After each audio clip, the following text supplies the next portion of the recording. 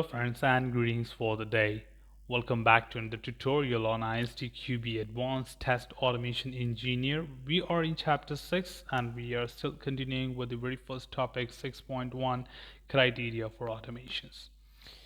In previous tutorial we understood about the first part of it. We understood several criteria to be considered as a part of the transitioning between manual testing to automation setup.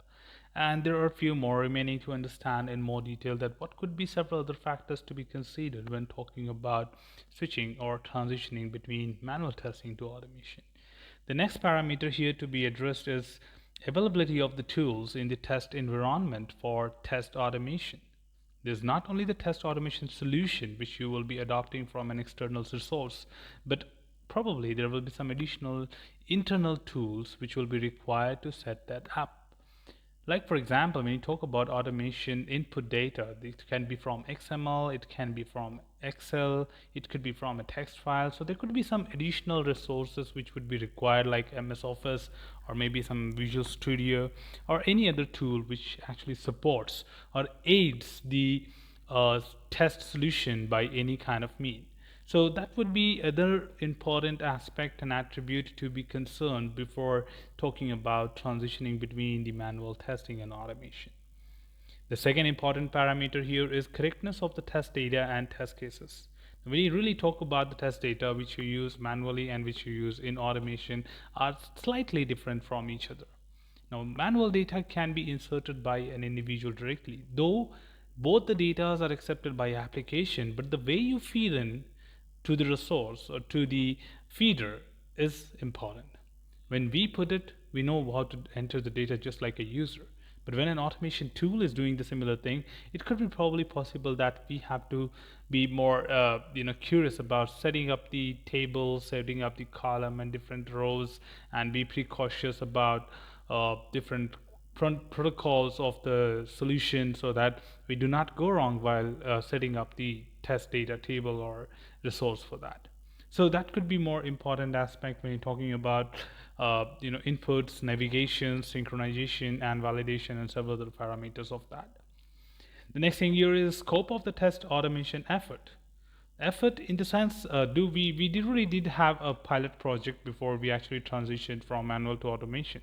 But of course, the effort would be decided that how much we can actually contribute, how many people will be having effort to work on the issues. Now, when generally you start preparing the test automation scripts, the maintenance would be required for that.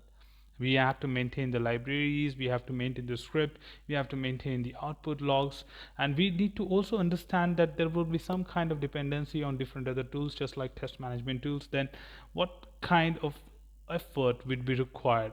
So a pilot project would give you basically an idea to understand how the effort would be required. But of course, you do not have to just underestimate the thing which have happened in the pilot project, because things could be more different when it comes to different projects. In continuation, the next one is education of team to paradigm the shift.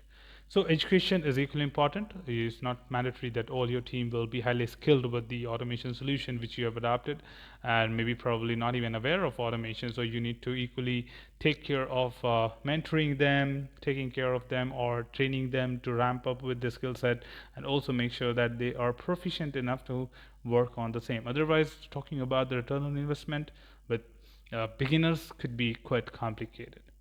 Roles and responsibility, of course, we need to expect a team of mixed crowd in the sense people with different expertise, and responsibilities will be invited to work together on automation. Probably like we will be talking about the domain experts who will be coming from a different aspect, and second, we can have in automation test engineers, manual engineers to support the preparation of the test data, or probably help the automation engineers to convert the manual test cases into automation, or talk about the the maintenance team engineers to support like what kind of test cases would be frequently required in terms of execution, the regression suite. So there's a lot many other things which invite different roles and different responsibilities in terms of designing, implementing, or maintaining the automated test environment, scripts, and many other factors.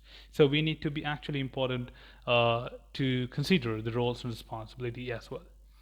Cooperation between developers and test automation engineers becomes very crucial. It's very important to have a good coordination between the development and the automation engineers. Thus, we generally talk about how the automation will be done is with help of the properties which are associated with any test object or the component on the screen. So the SUT will be understood well with help of understanding from the developers. So the test engineers and development team actually works very closely to each other to determine what exactly the product is going to be, how the application is going to work, what is the control flow, so that the automation engineer understands everything right from the scratch and really helps you to determine your control flow or automation frameworks easily. The next one is parallel effort. So parallel effort generally means as a part of transitioning activity, many organization creates a parallel team to begin the process of automating existing manual test scripts. Of course, though you start and you decide today that you are going to go with automation, you actually begin parallelly to set up the process to convert the manual test cases into automation, and the new automated scripts are then incorporated into the testing effort, replacing the manual scripts. However, prior to doing so, it is often recommended to compare the validate the automated script is performing the same test and validation as the manual script is replacing. The same thing may need to be confirmed at the other side. At the end, we'll be talking about automation reporting. Reporting is equally and very important when it comes to automation testing. Until we have a good logging system, until we have a good reporting system, it would not be so useful and beneficial or efficient enough for us to determine or have the best advantages being utilized or benefits being utilized from the automation solution. The reporting could be done within the tool or could be integrated with the third-party software. So you need to understand and recognize the need of such supporting softwares or any add-in if required to set up the same. So that's all from this particular tutorial team. We'll be getting back to you with another topic right tomorrow. Should you have anything else beyond this, feel free to comment below. I'll be there to address your query and answer the same. Till then, keep learning, keep exploring, and keep understanding the context. Thanks for watching the video team, and happy learning.